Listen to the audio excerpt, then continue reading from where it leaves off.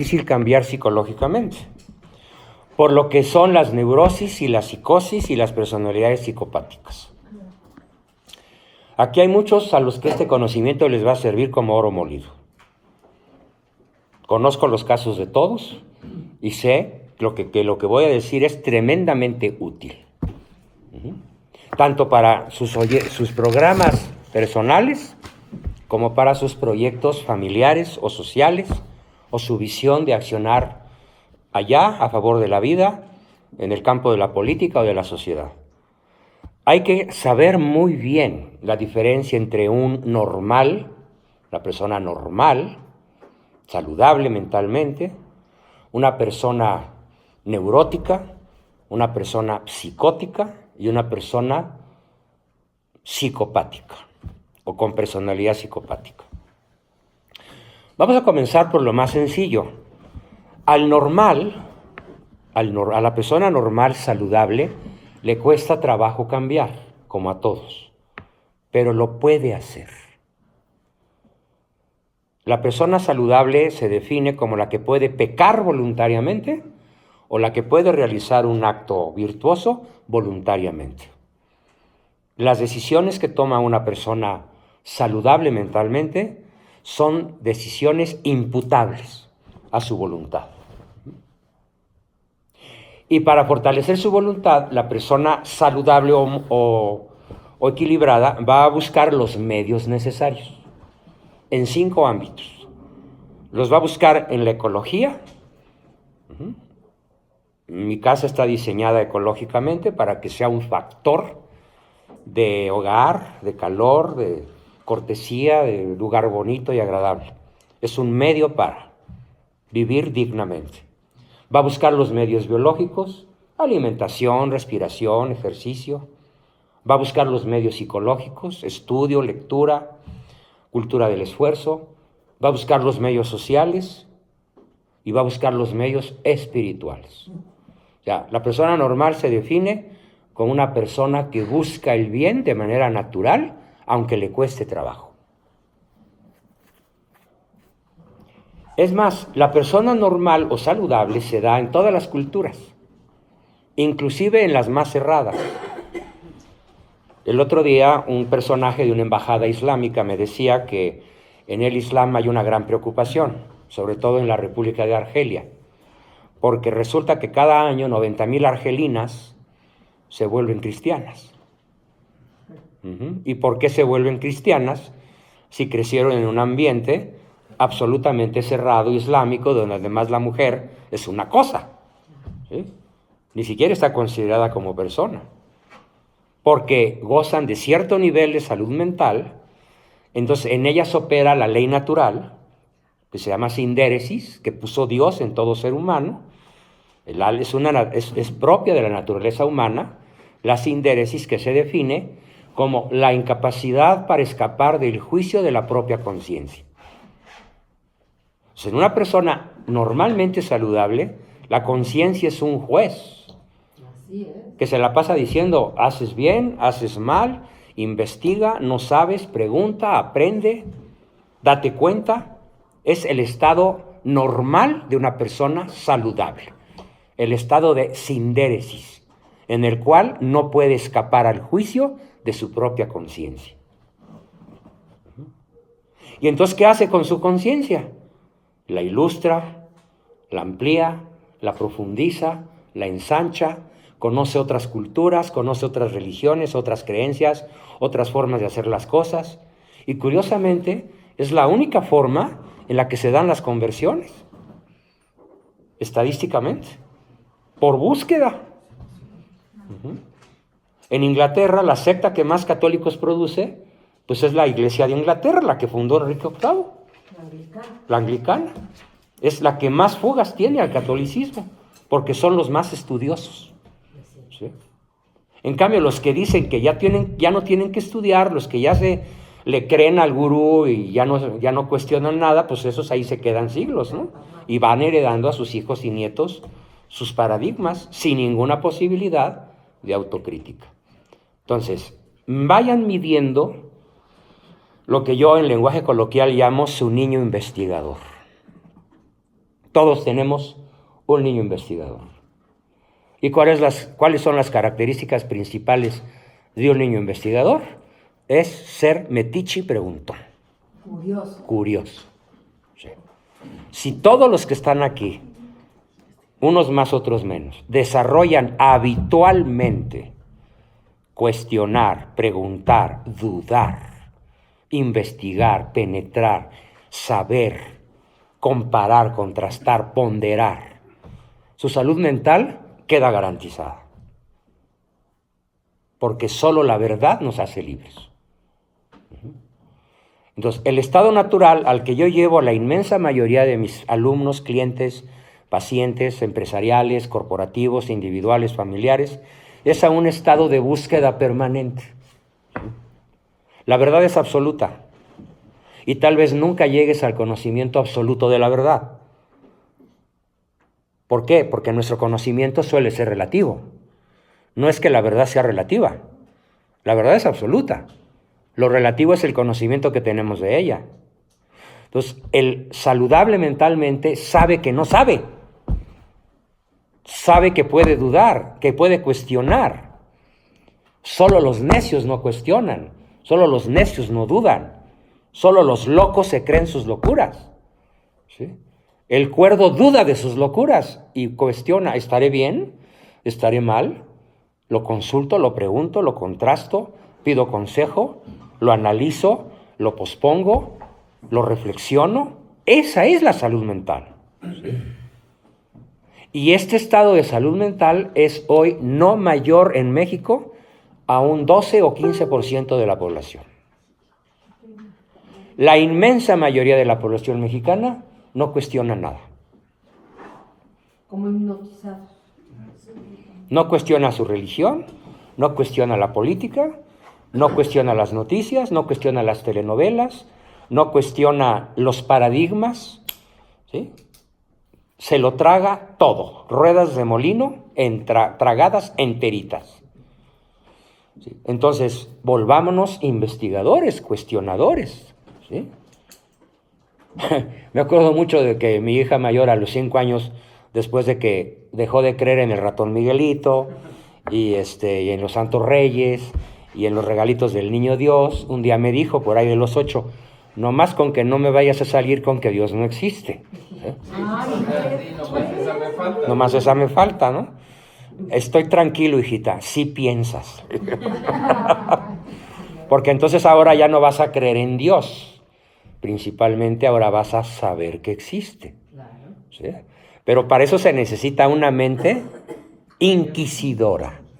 Por eso me alegra que estén tantos aquí. Me alegra muchísimo. Porque implica que están en una actitud inquisidora, cuestionadora, preguntona, metiche, de querer saber. Muy bien, ese es el sano. Hay otros muchos rasgos. Termina lo que empieza. Siempre busca lo que le une al otro, no lo que le separa. Tiene dominio de sus emociones. No digo que no se enoje o no se preocupe o no se entristezca. Sí, todas las emociones pasan por él, nada más con una diferencia. Él domina sus emociones. Por eso decía yo en la mañana, háganse conscientes de sus emociones para que puedan dominarlas. Bien, ahora entramos a arenas movedizas. Dice el dicho que de músico, poeta y loco todos tenemos un poco. Y es el concepto de neurosis. Para empezar, en el neurótico, el acto libre está restringido. Hay atenuantes. A tal grado que difícilmente un neurótico puede contraer un vínculo sacramental válido. No digo que no pueda. Sí, pero la gran mayoría de los neuróticos contraen matrimonios nulos, eclesiásticamente hablando. Bueno, mi confesor me explicaba que una persona con una discapacidad física generalmente también tiene una discapacidad mental por la manera en la que se ha tenido que enfrentar a la sociedad. Claro. Y demás. Y que la mayoría son matrimonios nulos eclesiásticamente, Sí. precisamente porque... Por las discapacidades no podía, emocionales. ajá, no podía decir el sí acepto y yo me comprometo. Claro. Sabiendo No hay esa no facultad. no lo puede cumplir. Exacto, no lo puede cumplir. Entonces, en el neurótico no se da una anulación de la libertad, se da un atenuante de la libertad. Por lo tanto, se da un atenuante, en mayor o menor grado, de la culpa. Pero hoy, desgraciadamente, abundan los sacerdotes, y son ya mayoría, que te van a dar coba con tu culpa. No te preocupes. Es más, hay jerarcas de la iglesia de altísimo nivel que les han dicho a los homosexuales, así te hizo Dios. Ignorantes. Imagínate nada más. O cómplice. Yo no sabría, no podría juzgar a cada quien en lo individual porque desconozco su fuero interno. Y del fuero interno ni la iglesia se atreve a juzgar. Pero sí juzgo el hecho. Decirle a una persona homosexual, así te hizo Dios, no te preocupes, pues es condenarla. Vamos a suponer que no se condena al infierno porque él no está actuando con los 3 agravantes del pecado mortal. ¿A qué la está condenando? La está condenando a los 3 dramas que vive el homosexual. Son brutales, ¿eh? El homosexual vive la incapacidad para sostener relaciones sentimentales o psicosexuales de manera estable. Por su propia naturaleza, no puede tener relaciones estables. Segundo drama del homosexual, al que yo me opongo, carece de una fuente estable de caricias, tiempo y reconocimiento. O sea, hagan de cuenta que ahorita estuviéramos, como en Venezuela, tomando agua de las alcantarillas. ¿Sí? Pues así es la vida del homosexual en términos de caricias. Tiene que tomar agua podrida, con cochinadas y caca, donde la haya, para no morirse de sed. ¿Sí? Entonces, aunque sepa que le van a pegar el SIDA, de hecho ya hay comunidades homosexuales que intencionalmente se pegan el SIDA para sentirse acompañados. De ese nivel te los puedo platicar como terapeuta. ¿Sí? Prefiero tener la solidaridad de este grupo, en donde ya hicimos juramento de que nos vamos a morir todos de SIDA, pero nos vamos a morir amándonos. Entonces, ¿cómo los convenzo de que eso no es amor? De que es una pasión transitoria, es fugaz, es euforia momentánea, es tristeza patológica, es desesperación, es desolación, pero que no hay salud. Y muchos, más de la mitad, rompen con el terapeuta realista para seguir en la milonga, para seguir en la pachanga, aunque sepan que la vida les puede costar. La distorsión del pensamiento racional. ¿Sí? Este es el neurótico. ¿Sí? El que aun sabiendo que algo le hace daño, con tal de no perder su fuente de caricias, tiempo y reconocimiento, prefiere hacerse daño físico y daño mental, o incluso asumirlo como un pecado imperdonable, que perder su fuente de caricias. Obviamente el atenuante consiste en que en su niñez, muy probablemente, los padres no le dieron las caricias, el tiempo y el reconocimiento que él necesitó para madurar su sistema nervioso central. Simplemente su cerebro, no estamos hablando de su espíritu, de su corteza cerebral. Claro, en el mundo de las neurosis se dan desde muy ligeras hasta muy graves. Los rasgos esenciales son entonces que lo que la inteligencia capta, la voluntad no lo sigue. No terminan lo que empiezan. No hay capacidad para tener una relación conyugal estable y a largo plazo. Ni heterosexuales ni homosexuales. Si eres neurótico, por definición, tus relaciones van a ser inestables. No terminas lo que empiezas. Empezaste una lengua extranjera, la abandonas a la mitad.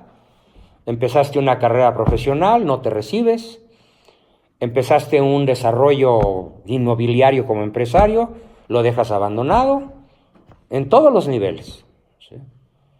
De hecho, la gran mayoría de las empresas que en México quiebran, no quiebran por causas económicas estrictas, quiebran por causas neuróticas de los emprendedores. Sí.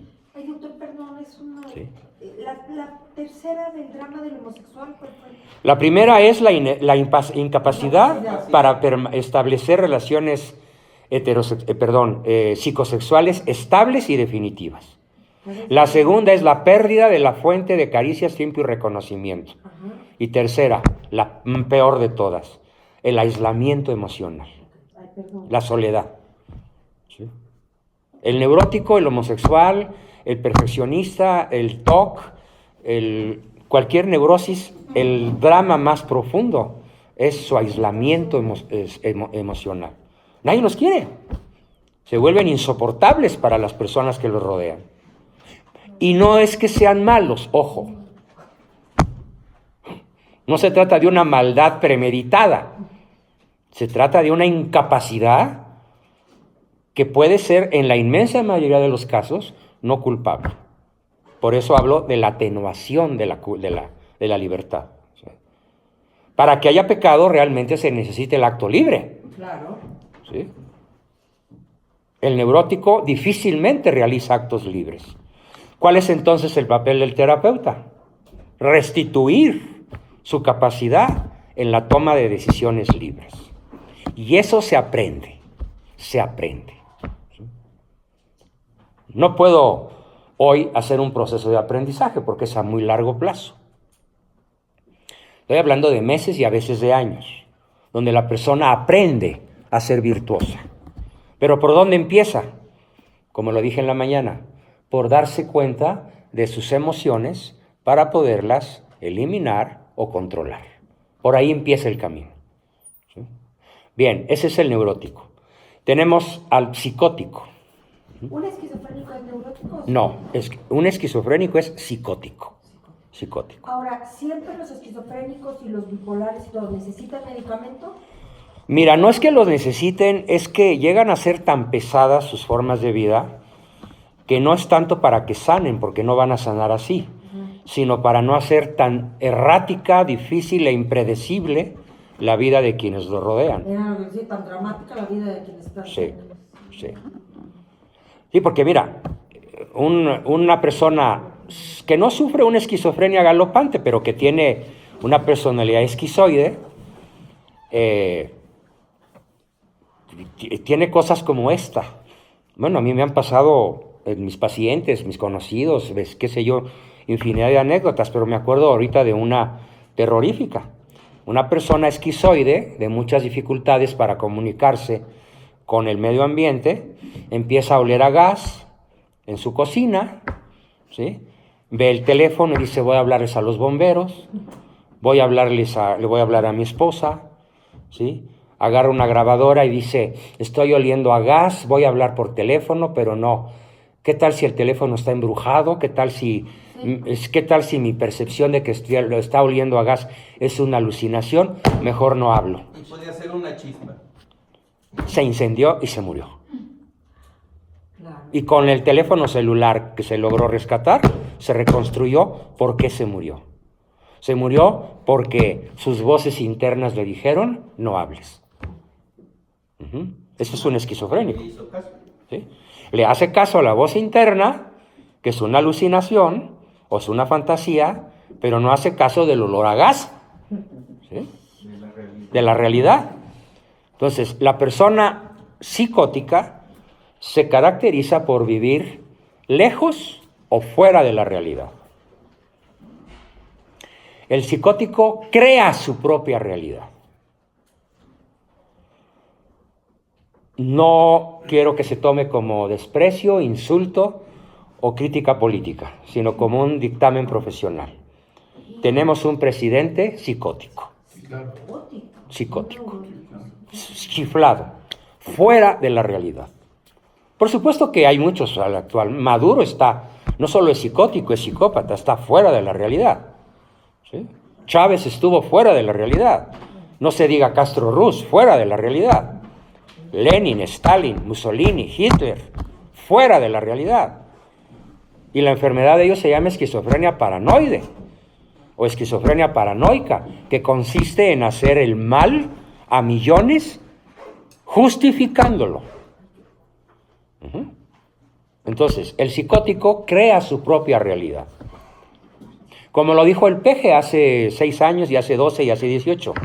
Yo soy el presidente legítimo y peor para la realidad. Así lo dijo. Historia de México. Peor para la realidad. A ese grado de esquizofrenia llegó este señor y todo México feliz. ¿Eso qué quiere decir? Pues que somos una nación de analfabestias, de ignorantes de nivel 4, ¿sí? Que no nos damos cuenta de lo que nos impusieron desde las cúpulas de mando del planeta. Porque no lo impusieron desde aquí, por supuesto. ¿Sí? Desde mucho más arribita, ¿no? O arribota. ¿Y con qué propósitos? Vete tú a saber. Pero obviamente, si entendemos el paso de la historia, lo que está en juego es un problema de orden espiritual. Lo que está en juego son nuestras almas. Esa es la apuesta del adversario. La apuesta del adversario no es por riqueza, no es por poder, placer, petróleo, oro, diamantes, coltán. Los politólogos no salen de ahí. ¡Ay, que Venezuela es el botín más codiciado del mundo! Por su coltán, su oro, sus diamantes, su petróleo y su agua. Eso es cierto. Y hay quien pelea por eso. Pero el jefe de la humanidad no pelea por eso, por favor. Pelea por las almas de los venezolanos. ¿Sí? O de todos los que pueda afectar a escala continental o mundial, ¿no? Facilitando un estado de desolación brutal, de inestabilidad, incertidumbre, y valiéndose de individuos psicóticos, como la gran mayoría de los dictadores que la humanidad ha padecido, ¿no? Bueno, desde Nerón, por supuesto, ¿no? ¿Sí? Que le dice a Tigelino, el jefe de la PGR, sí, bueno, de la Guardia Pretoriana, pues. Oye, Tigelino, el olor del barrio cristiano ofende mis imperiales narices. Con eso tuvo para incendiar el Trastevere romano. ¿Qué era Nerón? Un psicótico, ¿sí? Pero era el emperador del país más poderoso de la tierra y que además era dueña de todo el mundo conocido. ¿Sí? Además, Era un psicótico, ¿sí? Paranoico, que mató a su madre, mató a su esposa, pateó el vientre de su esposa estando ella embarazada y obviamente perdió el producto, el niño, por las patadas que le dio el emperador, ¿sí? Y luego dijo, llévense eso, ofende mi real presencia, ¿no? Entonces, y si les contara las anécdotas de Stalin, o de Hitler, o de Mao Zedong, o de todos los mexicanos que hemos tenido aquí, de Juárez, puta, no acabamos de aquí al día del juicio final en la noche, ¿eh? Sí. Pero bueno, ese es el psicótico, el que construye su propia realidad y no vive en la realidad. Entonces, para un psicótico, ¿qué es la verdad? Su verdad, su opinión, su percepción de las cosas. Puede llegar a ser tan invencible esto que anula toda responsabilidad moral. Es cuando la medicina forense dice, sus actos perversos no le son imputables desde un punto de vista religioso o desde un punto de vista penal porque el señor perdió la razón, ¿sí? Ya en casos extremos, que sobran en la historia, ¿eh? Lo hacen inimputable. Lo hacen inimputable. Lo hacen inimputable en lenguaje legal. No hay posibilidad de que el psicótico Regrese a la realidad. vislumbre la Sí, me ha tocado. Les platico algo apasionante y divertido y que me tiene estimulado hasta la fecha. Yo conocí a mi abuelo cuando yo tenía 9 años y llegó a mi casa esquizofrénico paranoico, pero ocupó mi cama durante 4 años y se curó con la ternura de mis padres, con que yo lo escuchaba todas las tardes contarme la guerra cristera Lo que yo estoy escribiendo sobre la guerra cristera, sobre el pacto de los generales, lo sé por él, entre los 9 y los 13 años. El viejito cascarrabias, agresivo, que me pegaba con el bastón, que me escupía, que me decía groserías, que maldecía y que blasfemaba, 4 años después era un viejito encantador, lúcido, tierno, amable, que pidió la confesión, la absolución, que murió en paz y lúcido. Caricias, tiempo y reconocimiento. Pero entonces su enfermedad se dio por el dolor, por el sufrimiento, Claro. por lo que vivió. Claro. Por la persecución. Aunque él ya tenía una estructura, Ya tenía algo. algo, ¿sí? Era famoso por su iracundia. Pero si no hubiera vivido... Le decían a él de joven, licenciado Dinamita. Y él decía, y el explosivo me parece poco. Así era mi abuelo. Ya había algo chueco, ¿sí? Ya había algo...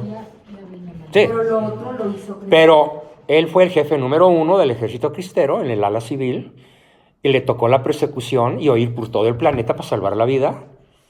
Entonces llegó a México después de tomar dosis de caballo de Nembutal, ¿sí? Que era lo que se usaba en la época, muy trastornado por el dolor de la derrota, porque a todos sus compañeros, comenzando por Gorostieta, pues lo asesinaron por la espalda. No hubo un solo jefe cristero que salvara la vida. Y él lo supo, lo veía, lo vivió. Entonces el dolor que él sufrió fue desquiciante y lo dañó física, neurológica y endocrinamente. Pero los cuidados de los últimos años de su vida, el que siempre le contestamos a la agresión con ternura, a la lágrima con dime, abuelo, platícame, cuéntame, ¿sí? Se aplicaron con absoluta naturalidad. Era como la vieja sabiduría de las familias católicas que no tenían que aprender psicología. ¿Sí? Así era. Incluso, pues, eran una escuela de caridad, de amor, de ayuda mutua. Él llega a ese ambiente y no, olvídate, los últimos meses de su vida fueron preciosos, ¿sí? Entonces, sí se puede. ¿Y la esposa de Obrador qué? Porque una persona que convive, o sea, yo me quiero... ¿Tú has visto sus discursos de la esposa de Obrador? O sea, a mí ella no, nunca te ve, siempre te ve de la... O sea, siempre, mira... Es que ahí hay otro problema, que no es psicosis. Ella es psicópata, Ay, qué horror. que no tiene nada que ver con la psicosis. ¿Sí? Vamos para allá. Sí. El psicótico es un loco, el mayor o el menor grado. Y difícilmente puede hacer cosas malas conscientemente. Lo que hace, lo hace hasta cierto punto de buena fe. Por ejemplo, el famoso programa de la superioridad de la raza aria de Hitler, pues se la creía. ¿Sí? Sí, estaba absolutamente convencido. O la psicosis de Carlos Marx, que lo lleva a dejar morir de hambre en Londres, a su madre y a su esposa, porque según él estaba salvando el mundo. Él prefiere escribir Das Kapital, su famoso libro, que enviarle dinero a su madre y a su esposa que vivían en el frío de Londres. Supo que se iban a morir y no movió un dedo para salvarlas. Estaba loco, ¿eh? Psicótico, fuera de la realidad. Estaba salvando al mundo mientras escribía a mano su Das Kapital, ¿no? No, él se la creía. Él se la creía. Entonces, cuando alguien se cree sus locuras, por eso los psicólogos tenemos un chiste que dice así: el normal vive en el planeta Tierra. El neurótico hace castillos en el aire. El psicótico los habita. Y el psiquiatra cobra la renta. No. Pues sí. Entonces, el psicótico vive en un mundo imaginario muy doloroso, terriblemente desquiciante para él y para quienes lo rodean. Rara vez un psicótico se remite, rara vez un psicótico se cura, a menos que encuentre un medio ambiente incondicionalmente afectuoso. La terapia para el psicótico es el amor, como lo es para el neurótico. Pero ¿quién aguanta a un psicótico? ¿Sí? Pues un psicólogo. O a un neurótico. Y les voy a dar aquí un conocimiento que a muchos de ustedes les puede ser tremendamente útil, ¿eh? Uno de mis mejores maestros es un alemán, que habla y escribe en un español precioso. Él es el abate Niedermeyer. Y recibí durante mucho tiempo sus cartas, sus correos electrónicos, y tengo un libro de él, que se llama Enfermedad o Posesión Diabólica. Hay que distinguir, no es lo mismo, ¿eh? No tiene nada que ver el estado mental, ni siquiera el estado de gracia, o no, de una persona para sufrir una posesión satánica. Y hay un capítulo que el abate Niedermeyer lo titula así: ¿cuál es el papel del loco en el mundo cristiano? ¿Qué creen que dice? Les voy a resumir en 10 palabras lo que él usa en 50 páginas. El papel del loco en el mundo cristiano es facilitar la santificación de sus prójimos, porque ellos se verán obligados a practicar las virtudes cristianas en grado heroico. De tal manera que el que tiene un pariente psicótico tiene la oportunidad de santificarse las 24 horas del día. ¿Por qué? Porque a todo acto de agresión contestará con un acto de caridad. A toda jeta agresiva contestará con una sonrisa. A todo acto de traición con un acto de nobleza. A todo acto de discolería con un acto de cortesía o de gentileza o de ternura. Y termina su capítulo diciendo: esto significa poner la otra mejilla. Tómala. Entonces, si tienen un pariente psicótico, no se quejen, santifíquense. ¿Por qué decía entonces que... Y se los dice un niño de 9 años que tuvo esa experiencia, ¿eh? A los 9 años. Yo no sabía lo que estaba haciendo. Me di cuenta como a los 20 y tantos, ¿sí? Justamente leyendo a Niedermeyer, ¿no? Ay, pues mira, esto lo decía mi papá. Mi mamá decía: contemporiza a tu abuelo, ya sabes que está medio lurias, ¿sí? No le des por su lado, trátalo bonito, ¿sí? Trátalo lindo, sé lindo con él, ¿sí? Que te maldice, te avienta el bastón y te dice de cosas. Quiérelo. Ámalo, quiérelo. Lo diría 100 años, 50 años después la Madre Teresa. Oye, madre, ¿qué hago si esto, si lo...? Ámalo. Pero si me pega, me grita, ámalo. Y le hacen 50 preguntas, ámalo. Bueno, entonces eso es poner la otra mejilla, devolver un bien por un mal recibido. Ese es el papel del psicótico y del neurótico en el mundo cuando estás en la jaula con el tigre y no puedes escapar. Es más, ni puedes ni debes escapar. Esto no obsta, y yo soy un defensor de la legítima defensa, ¿sí? Yo creo que en algunas ocasiones, no sé exactamente en cuáles, hasta que no las estudio, uno por uno. Es lo que el Papa Francisco llama discernimiento. Hay que discernir cuándo hay que salir corriendo. ¿Por qué? Por legítima defensa. Claro. Porque está de por medio tu vida, tu honor, tu dignidad, tu salud, ¿sí? La salud y la vida de tus hijos. Cuando la presencia de la madre o del padre o de ambos es garantía de perdición de la prole, ¿qué haces? ¿Sí? Entonces, en algunos casos, incluso que conozco en este grupo, yo he optado por una rotunda y definitiva separación. ¿Por qué? Porque es el bien superior del niño. Y además depende de la edad del niño. Si fuera un adolescente o un adulto que se puede defender solito, pero si se trata de un chamaco menor de 5 años, ¿no? Y que tiene una madre psicótica y una abuela psicótica, ¿qué hacemos? Ni modo que le pidamos al niño que se santifique, ¿no? Tenemos que salvarlo, tenemos que rescatarlo de fuerzas malignas que pueden torcer su argumento para toda su vida.